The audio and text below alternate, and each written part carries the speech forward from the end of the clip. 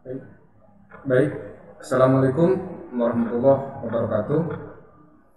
Kepada yang terhormat Bapak Kepala Sekolah SMK Negeri 1 Cipanas, kepada yang terhormat Bapak Ibu Guru dan staf TU SMK Negeri 1 Cipanas, serta siswa-siswi SMK Negeri 1 Cipanas yang saya banggakan. Assalamualaikum warahmatullahi wabarakatuh.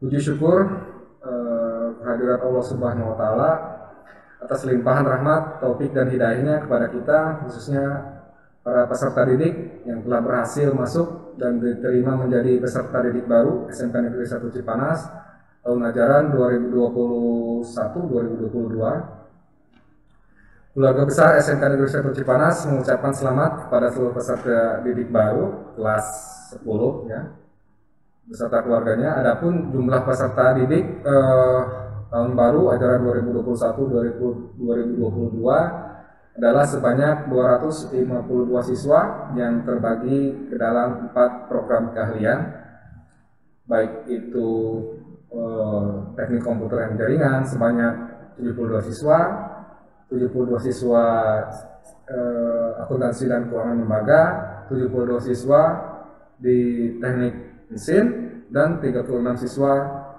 program keahlian bisnis daring dan pemasaran. Mengawali tahun pelajaran 2021-2022, seluruh peserta didik baru wajib mengikuti kegiatan MPLS, masa pengenalan lingkungan sekolah, yang akan berlangsung mulai tanggal 19 Juli sampai 21 Juli 2022. Kegiatan ini akan dipandu ya oleh Bapak Ibu Guru, dibantu oleh pengurus OSIS, kemudian kepanitiaan MPLS juga. Selama kegiatan ini berlangsung, kami berharap ya kalian siswa-siswi baru SMK Negeri 1 Cipanas bisa memperoleh pengalaman baru gitu, yang menyenangkan ya, meskipun diadakan secara daring ya, secara online. Mudah-mudahan tidak mengurangi gitu, pengalaman kalian dalam hal mengenal teman-teman baru, kemudian kakak-kakak kelas kalian gitu kan, kemudian para guru dan lain sebagainya. Intinya ya lingkungan sekolah ini sebagai wawasan wisata mandala tempat kalian belajar selama 3 tahun ke depan. Semoga kegiatan ini dapat menjadikan kalian ya siswa yang beriman, berdisiplin, bermutu, dan hal-hal positif yang lainnya. Bapak ucapkan selamat mengikuti MPLS ya untuk kalian semua. Semoga Allah yang Maha Kuasa melindungi kita dari segala hal yang tidak baik. Amin ya rabbal alamin. Sebagai materi yang akan Bapak sampaikan pada kesempatan kali ini yaitu mengenai wawasan wisata mandala. Perkenalkan sebelumnya, nama Bapak Adi Gunawan, Bapak guru produktif akuntansi. Selain guru produktif, Bapak juga kepala program akuntansi dan keuangan. Kita lanjut saja. Materi kita tentang hal ini ya, kali ini ya, yaitu tentang wawasan wisata mandala. Definisinya sekarang ya, kita urai satu persatu, dimulai dari wawasan. Wawasan itu berarti cara meninjau, cara memandang, cara melihat, cara tanggapan indrawi ya terhadap sesuatu, dalam hal ini lingkungan. Kemudian wiyata itu berarti pendidikan. Mandala berarti lingkaran, bundaran, bulatan, atau lingkungan. Jadi dapat ditarik kesimpulan wawasan wisata mandala adalah cara memandang ya, sekolah sebagai lingkungan pendidikan dan pembelajaran. Itu poinnya ya, sebagai lingkungan pendidikan dan pembelajaran. Sekolah sebagai lingkungan pendidikan dan pembelajaran, maka ya, yang pertama, sekolah mengemban misi pendidikan. Oleh karena itu, sekolah tidak boleh digunakan untuk tujuan-tujuan lain di luar bidang pendidikan. Ini harus fokus di pendidikan. Tidak boleh digunakan atau dipakai untuk hal-hal non pendidikan ya, apalagi yang namanya sifatnya politik dan lain sebagainya. Yang kedua, sekolah harus benar-benar menjadi ciri khas masyarakat belajar di dalamnya. Ya. Kemudian yang nomor 3, sekolah terus menerus menggali, mengenal, memahami, menyadari, menguasai, menghayati, dan menyampaikan nilai-nilai positif yang ada pada sekolah. Kemudian yang keempat, sekolah menjadi suri teladan masyarakat sekitarnya karena misi pendidikannya itu. Jadi menjadi contoh gitu. Siswa-siswa itu ya menjadi contoh yang baik di lingkungan sekitar sekolah. Ya, bukan malah jadi contoh yang jelek gitu ya. Jadi kan bertentangan dengan Wiyata Mandala itu sendiri. Kita lanjut ke slide berikutnya. Di sini ada 5 komponen ya, ada 5 komponen dalam wawasan Wiyata Mandala ini.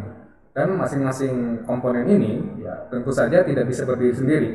Satu sama lain saling terkait gitu, saling membutuhkan. Yang pertama adalah peran kepala sekolah, ya, kemudian peran guru, peran sivitas akademika, peran murid, dan peran masyarakat sekitar. Ibaratnya kepala sekolah nggak bisa berdiri sendiri tanpa ada peran guru dan yang lainnya. Guru pun tidak bisa berperan sendiri tanpa ada kepala sekolah dan yang lainnya. Dan kalian pun murid nggak bisa berdiri sendiri karena harus ada peran guru, peran kepala sekolah, dan lain sebagainya. Kita urai dari satu persatu ya. Yang pertama itu peran kepala sekolah. Berwenang dan bertanggung jawab penuh terhadap penyelenggaraan pendidikan ya, di lingkungan sekolah. Kepala sekolah dihormati dan berwibawa, artinya siapapun yang berkepentingan dengan sekolah harus melalui kepala sekolah.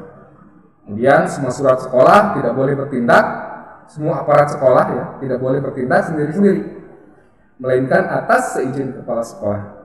Kemudian kepala sekolah melaksanakan program-program yang telah disusun bersama komite sekolah. Komite sekolah dalam hal ini ya perwakilan dari orang tua atau wali siswa ya. Kemudian menyelenggarakan musyawarah sekolah yang melibatkan pendidik, OSIS, komite sekolah, TOMA, dan pihak keamanan setempat. TOMA di sini tokoh masyarakat ya. Jadi nanti unsur-unsur ini yang akan menyelenggarakan musyawarah sekolah seperti itu. Kemudian selanjutnya menertibkan lingkungan sekolah baik yang berbentuk sarana maupun peraturan atau tata tertib. Kemudian mengadakan rapat koordinasi yang bersifat insidentil intern antara guru, wali murid maupun siswa. Yang terakhir menyelenggarakan kegiatan yang dapat menunjang kegiatan sekolah, ya, kegiatan ekstrakurikuler ya, seperti PKS, Pramuka, PMR, Paskibra, dan lain sebagainya. Kita lanjutkan peran guru. Peran guru itu yang pertama menjunjung tinggi martabat dan citranya baik sikap dan tingkah laku, ya. Kemudian menjadi tauladan di masyarakat. Kemudian guru harus mampu memimpin baik di lingkungan sekolah maupun di lingkungan sekolah. Kemudian digugu dan ditiru, percaya oleh diri sendiri dan warga sekolah. Sekilas saja. Kemudian di sini ada peran sivitas akademika. Yang pertama, tata usaha ya, harus mendukung kepentingan administrasi dalam rangka memproses belajar mengajar di sekolah. Yang kedua, perangkat sekolah yang lain seperti pegawai, satpam, tukang kebun, piket, dan lain-lain harus melaksanakan hak dan kewajibannya sesuai bidang tugas masing-masing. Yang ketiga, semua warga sekolah menjalin rasa persaudaraan demi kenyamanan warga sekolah. Kita lanjutkan. Ini peranan murid, berarti kalian ya sebagai siswa.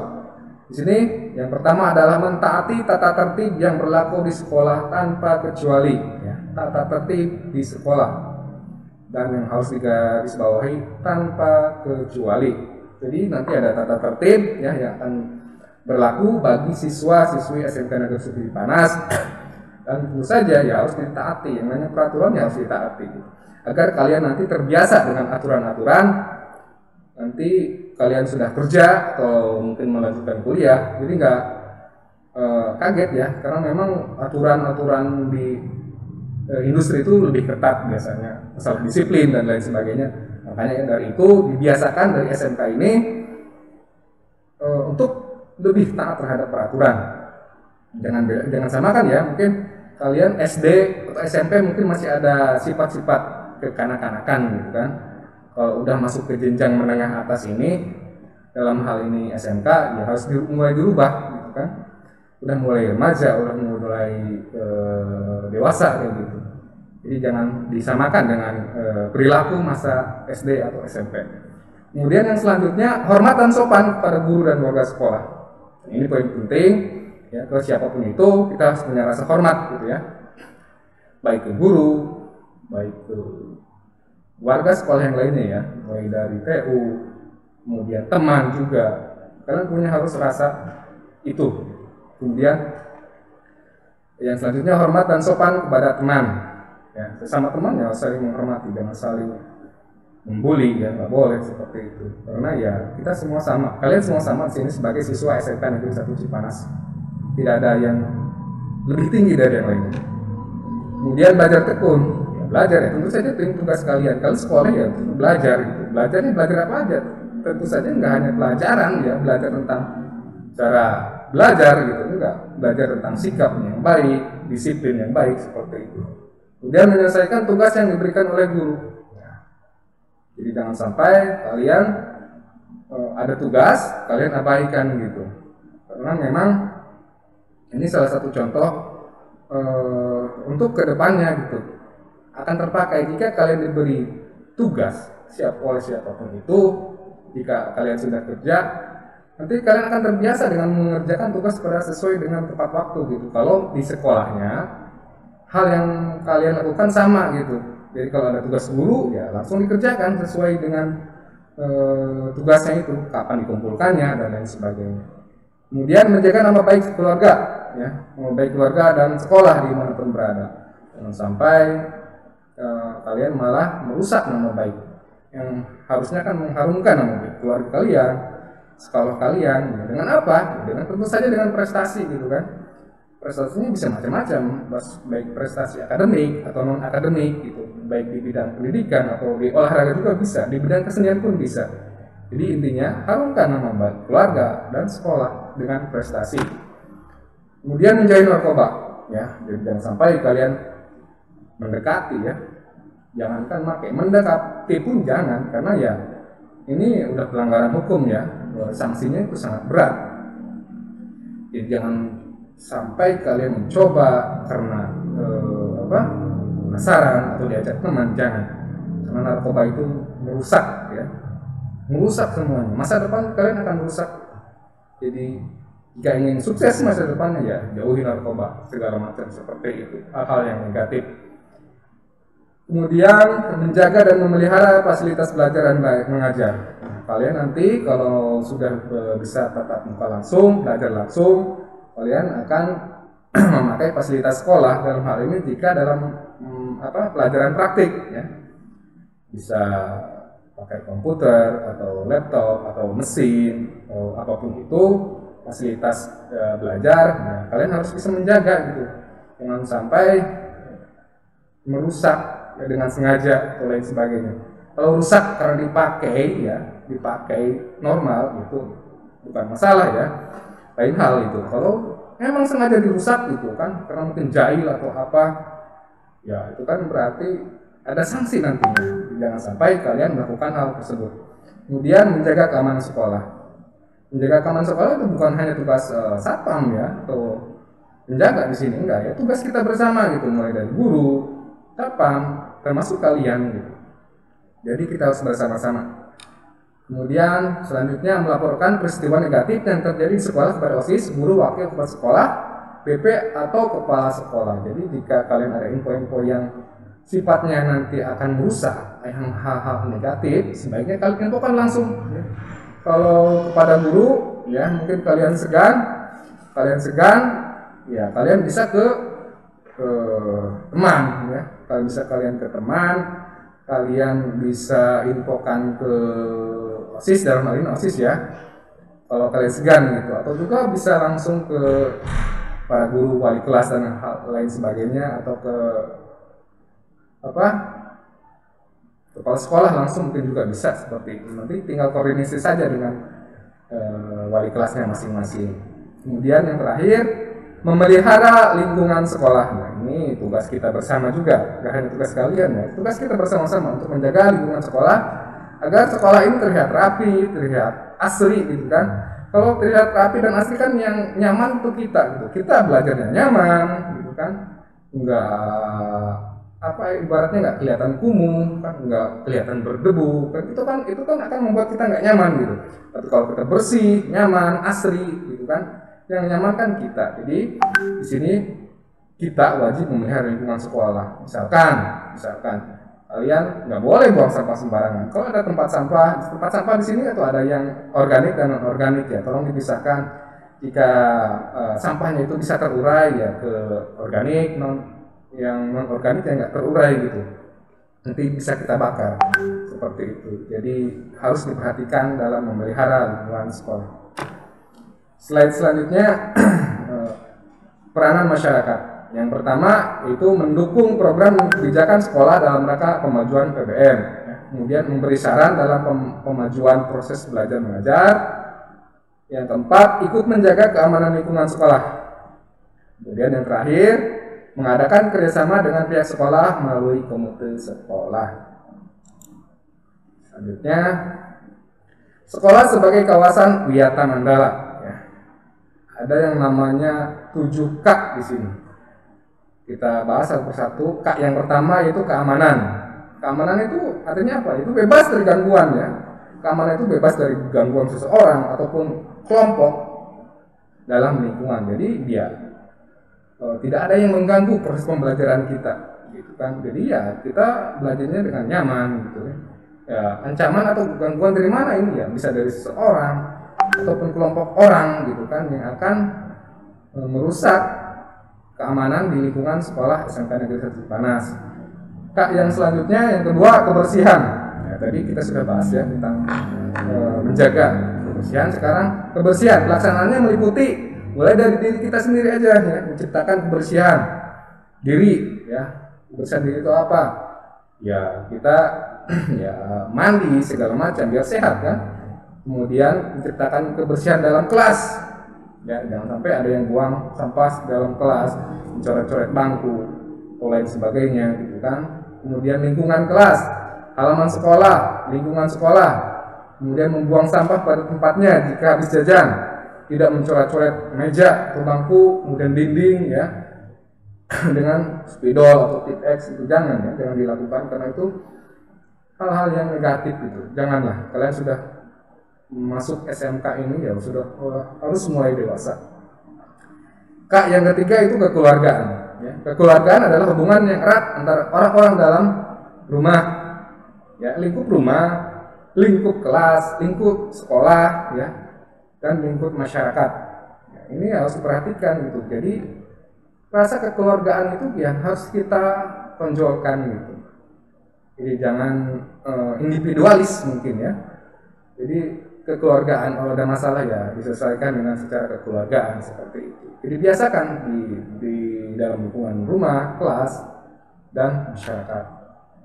Selanjutnya itu ya keimanan ya. Iman merupakan landasan penting dalam belajar dan bekerja. Iman ini kan tentu saja diinvestasikan dalam hal ibadah ya salah satunya.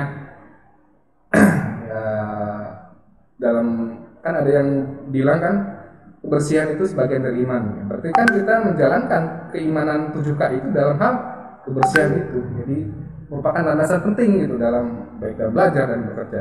Kemudian kerindangan. Pelaksanaannya adalah menanami halaman lingkungan sekolah dan pepohonan yang bermanfaat. Ya. Tanaman depan kelas berbagai tanaman bunga, rajin menyiangi ya dan menyirami. Kebetulan di SMK ini ya, cukup rindang ya karena banyak sekali tanaman-tanaman yang ditanamnya di sini agar kelihatan rapi gitu ya dan suasananya jadi sejuk kayak gitu. Jadi ya tugas kalian juga untuk merawat gitu. Kalau ada yang kotor-kotor di tanamannya kalian buang, kemudian kalian siram ya untuk menjaga tanaman tersebut. Yang selanjutnya adalah kerapian. Rapi dari cara kita berpakaian, memakai seragam. Seragamnya itu ya seragam standar ya. Kemudian ada logonya, kemudian ada logo sekolah, logo jurusan, kemudian bajunya dimasukkan, ya kan? Pakai sepatu yang rapi, yang hitam, pakai sabuk dan lain sebagainya, pakai dasi juga, kayak gitu kan. Kemudian menata ruang kelas dengan baik, misalkan jadwal piket ada, ya kan? Kemudian gambar pahlawan ada, kemudian gambar presiden dan wakil presiden, kemudian lambang negara. Selanjutnya adalah keindahan. Kak, yang terakhir adalah keindahan. Indah adalah suasana asri, enak dipandang mata, ya, yang menyangkut lingkungan sekolah kita. Keindahan bisa tercapai manakala keamanan, kebersihan, keimanan, dan kekeluargaan, kerindangan dan kerapian tercapai. Pelaksananya adalah dengan menciptakan rasa aman, suasana bersih, iman, kebersamaan, kerindangan, dan penataan yang apik.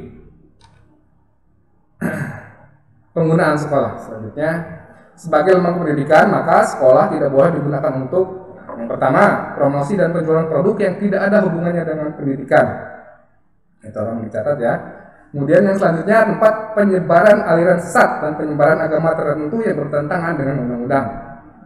Karena ya memang bukan tempatnya ya, apalagi aliran sesat menyebarkan agama yang ada aja di negara kita, misalkan agama yang ada di negara kita kan yang resmi gitu, nggak boleh di tempat umum menyebarkan agama gitu. Apalagi yang aliran yang sesat gitu. Tentu saja itu bertentangan dengan undang-undang.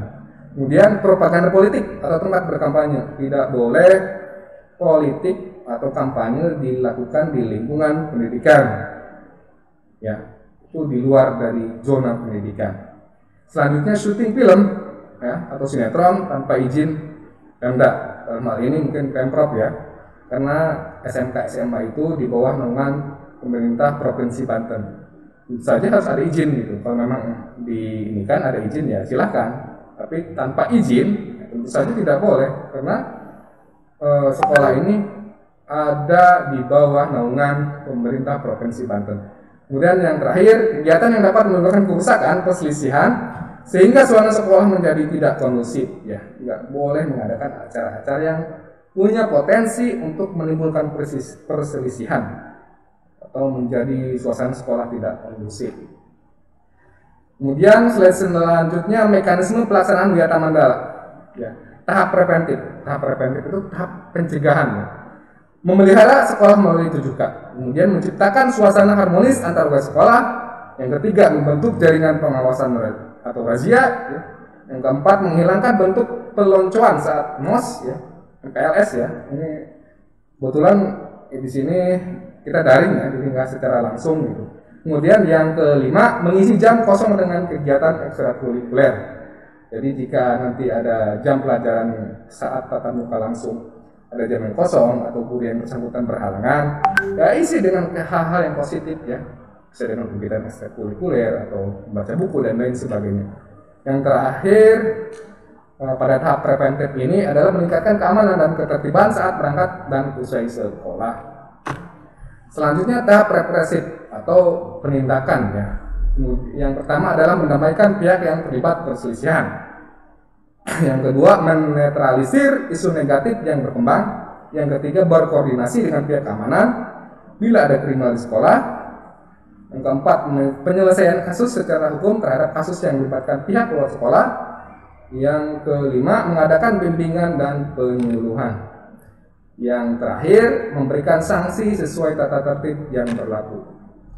Demikian ya materi MPLS tentang wawasan Wiyata Mandala yang dapat Bapak sampaikan pada kesempatan kali ini.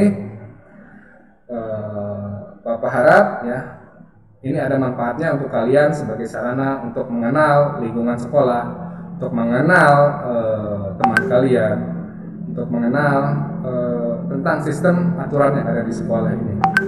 Demikian, kurang lebihnya Bapak mohon maaf. Billahi taufiq wal hidayah. Assalamualaikum warahmatullahi wabarakatuh.